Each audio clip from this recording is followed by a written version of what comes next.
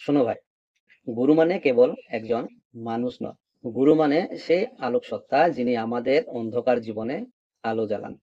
তো একটা শ্লোক আছে, তুমি নিশ্চয়ই শুনেছো, যে গুরু ব্রহ্মা গুরু বিষ্ণু গুরু দেব মহেশ্বর গুরুরেব পরম ব্রহ্মা তস্মৈ শ্রী গুরুবে নমঃ।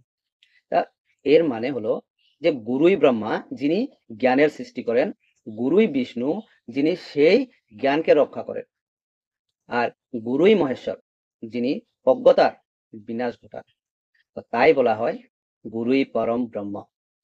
যেমন সূর্য তার আলো দিয়ে পৃথিবীর অন্ধকার দূর করে, তেমনি গুরু তার জ্ঞানের আলো দিয়ে আমাদের অন্তরের অন্ধকার দূর করেন। তো গুরুর মধ্যে আমরা তিন শক্তির প্রকাশ দেখি, যেমন সৃষ্টি, পালন আর সংহার। গুরুর আশ্রয়ে আত্মা মুক্তিপথ খুঁজে পায়, মন শান্তির ছোঁয়া পায়। তুমি জানো যে গুরুর কৃপা ছাড়া সত্যিকারের আত্মজ্ঞান পাওয়া যায় না। তাই তাকে বলা হয় যে পরম ব্রহ্ম, সর্বশক্তির উৎস। সত্যি বলতে, যার জীবনে গুরুর কৃপা আছে তার জীবন পাল্টে যায়।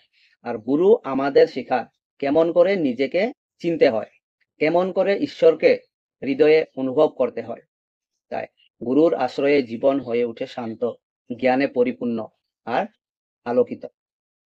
জয় গুরু।